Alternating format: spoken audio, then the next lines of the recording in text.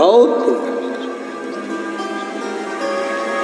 अपनी पत्नी बच्चों के साथ तीर्थ करने के लिए गया। जंगल में पहुंचा तो बहुत घोर जंगल था, कहीं उसको पीने के लिए पानी नहीं मिल रहा था। पत्नी भी रो रही थी, पत्नी की आंख में भी आंसू थे कि पानी नहीं मिल रहा। भगवान भोलेनाथ, पत्नी भी रो रही, उसके बेटे की आंख में भी आंसू है, वो भी रो रहा। पूछा पति ने, क्यों रो रहे हो? हमें प्यास लगी है। बेटा क्यों रो रहा है? प्यास लगी। पति कह रहा है प्यास तो मुझे भी लगी है, पर इस घने जंगल में अपन तीर्थ करने निकले हैं, यात्रा के लिए निकले हैं, पर पानी कहीं दिख नहीं रहा। पानी नहीं दिख रहा कहीं, फिर क्या करें? चलो और आगे चलते हैं। आगे जाकर देखा तो एक संत की कुटिया नजर आई, साधु की कुटिया। पति उनको लेकर संत की कुटिया में गए। बाबा जी, बहुत प्यास लग रही है, बहुत प्यास। मेरी पत्नी को भी प्यास लगी, मेरे बच्चे को भी प्यास लगी, हम तीर्थ यात्रा करने निकले हैं, यात्रा के लिए निकले हैं, बहुत प्यास लग रही है। बाबा जी, हमको पानी पिला दो। संत ने कहा, यहाँ से थोड़ी दूर पर जाओगे, लेफ्ट में मुड़ोगे, आगे वहाँ पर एक सुंदर सा सरोवर है, तालाब है, वहाँ पानी बहुत मीठा है, वहाँ पी लो। जाओ। अब इस व्यक्ति ने, जो पुण्यवान जीव था, इसने विचार करा, पुण्यवान जीव ने विचार करा कि भाई पत्नी और बच्चे को भी प्यास लगी है, मैं बाल्टी लेकर जाऊंगा, वहां से भर कर ले आऊंगा, इनको पिला दूंगा, मैं वहीं पियाऊंगा। चले गए। गया, जो गया उसने सरोवर देखा, तालाब देखा, बड़ा सुंदर सरोवर तालाब था। पानी पिया, बाल्टी में भरा, लेकर आने लगा। बीच में 5 लोग उसको मिल गए।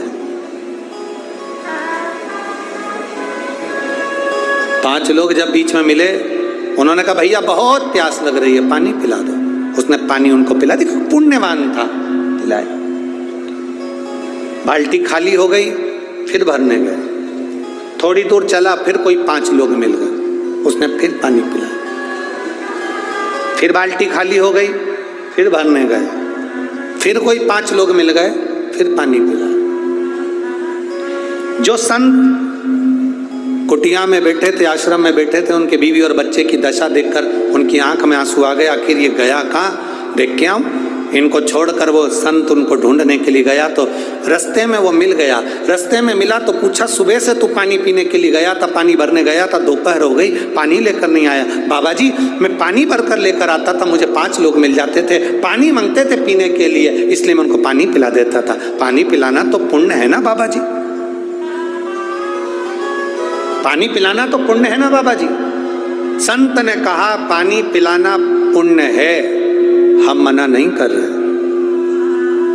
पानी पिलाना पुण्य है, हम मना नहीं कर रहे, पर निवेदन इतना सा है, अगर वो पानी पीने वालों को तुम उस सरोवर का रास्ता दिखा देते और वहां वो पानी पीते, तो पीछे से जितने आ रहे होते वो भी पानी पीने सरोवर तक जाते।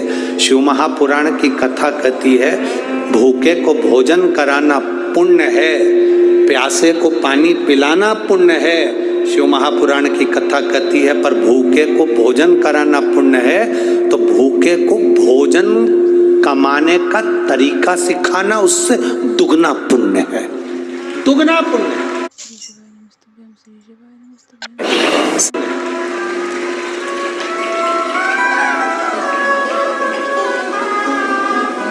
भिखारी को भिक्षा दो, मना नहीं है, हम मना नहीं करेंगे, क्योंकि कल से भिखारी आंदोलन पर बैठ जाएंगे हमारे नाम पे।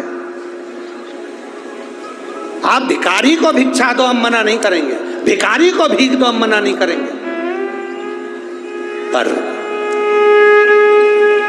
भिखारी भीख ही ना मांगे उसके लिए एक पहल करो कि कहीं उससे कहो, कब तक भीख मांगेगा, कब तक मांगेगा, चल मैं तुझे किसी दुकान पर काम पे लगा देता हूँ, 200-500-1000 रुपए मिलेंगे तो तेरी भी जिंदगी चलेगी और तेरी शान सत्ता बढ़ेगी, तो भिखारी नहीं कहलाएगा।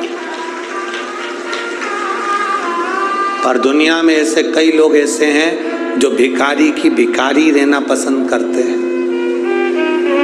तो बढ़ना ही नहीं। भूखे को भोजन कराना पुण्य है, पर भूखे व्यक्ति को कब तक भोजन कराओगे? उसको कमाने का तरीका सिखाओ कि हम रोटी कैसे कमा सकते हैं, हम रोटी कैसे ला सकते हैं, हम अपना घर कैसे चला सकते हैं।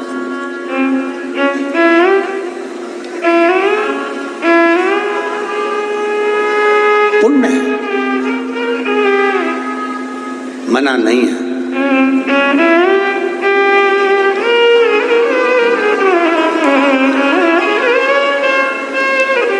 आज का व्यक्ति इतना विचित्र हो गया है,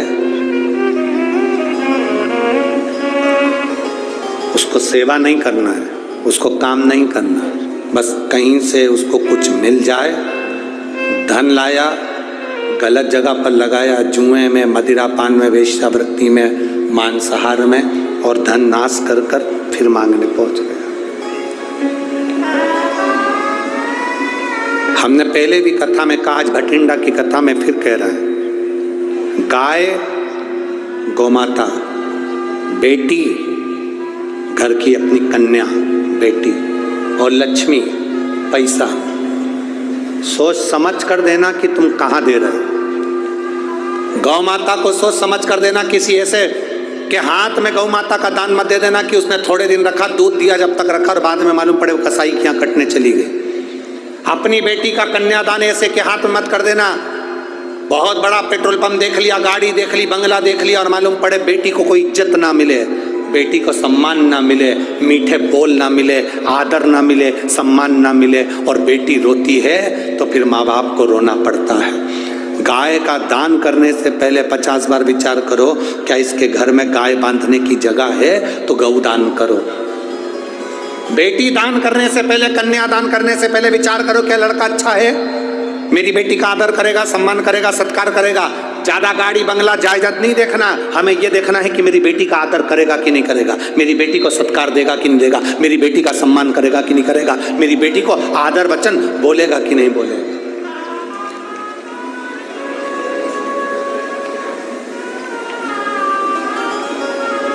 और लक्ष्मी पैसा, ऐसे भिखारी के कटोरे में मत दो जो लेकर जाए और बाद में मदिरा में लगा दे, जुए में लगा दे, मांसाहार में, वेश्यावृत्ति में लगा दे। गाय गलत जगह जाती है तो रोती है तो दान करने वाले को रोना पड़ता है, बेटी गलत जगह चली जाती है तो कन्या दान करने वाले को रोना पड़ता है, और लक्ष्मी गलत जगह चली जाती है तो दान करने वाले को रोना पड़ता है, रोना पड़ता है। गलत जगह पर मत जाने दो, धन का सही उपयोग। हम तो आप लोगों से